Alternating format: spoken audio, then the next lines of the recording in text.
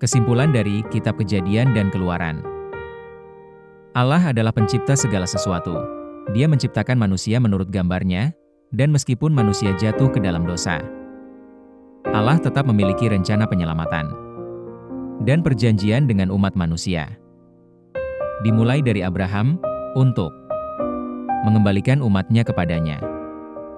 Kitab ini menjelaskan awal mula dunia, umat manusia, dosa, dan permulaan bangsa Israel yang merupakan fondasi bagi narasi Alkitab selanjutnya.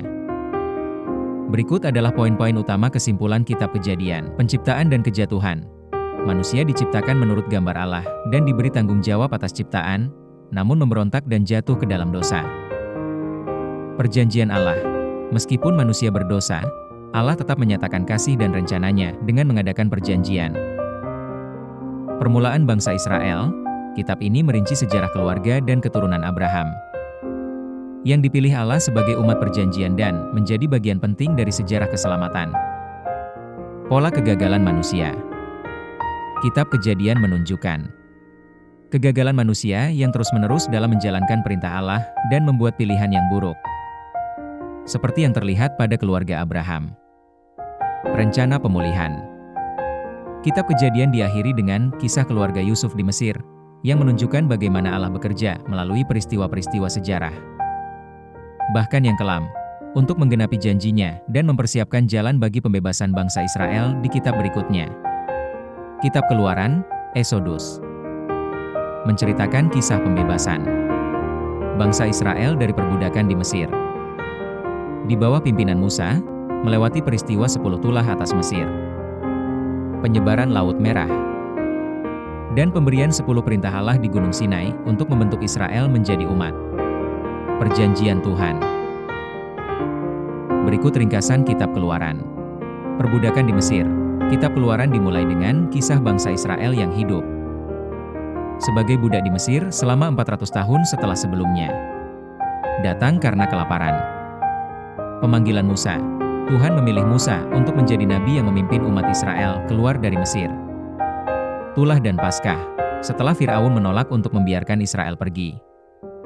Tuhan mendatangkan 10 tulah atas Mesir. Tulah terakhir adalah kematian anak sulung Mesir, yang dilewati oleh rumah-rumah Israel yang ditandai dengan darah anak domba. Membentuk ritual Paskah untuk mengenang kebebasan mereka. Perlintasan Laut Merah. Setelah kehilangan putra sulungnya, Firaun akhirnya mengizinkan bangsa Israel pergi, namun kemudian mengejar mereka. Tuhan membelah Laut Merah agar Israel bisa menyeberang, tetapi pasukan Firaun binasa saat menyeberang setelah air kembali. Ujian di Padang Gurun. Israel melakukan perjalanan ke Padang Gurun, tempat mereka diuji dan Tuhan menyediakan makanan, mana dan burung puyuh, dan air untuk mereka. Perjanjian di Gunung Sinai. Bangsa Israel tiba di Gunung Sinai, di mana Tuhan memberikan 10 perintah Allah dan hukum-hukum lainnya kepada Musa, yang kemudian menjadi pedoman hidup bangsa itu. Pembangunan Kemah Suci. Israel didorong untuk membangun Kemah Suci, yaitu tempat peribadatan bergerak, dan Musa menempatkan tabut perjanjian di dalamnya, yang kemudian dipenuhi oleh kemuliaan Tuhan. Tujuan dan makna Kitab Keluaran. Menunjukkan kekuatan dan kebaikan Allah yang membebaskan umatnya dari penindasan. Mengabadikan peristiwa keluar dari Mesir yang menjadi fondasi identitas bangsa Israel sebagai umat perjanjian Tuhan.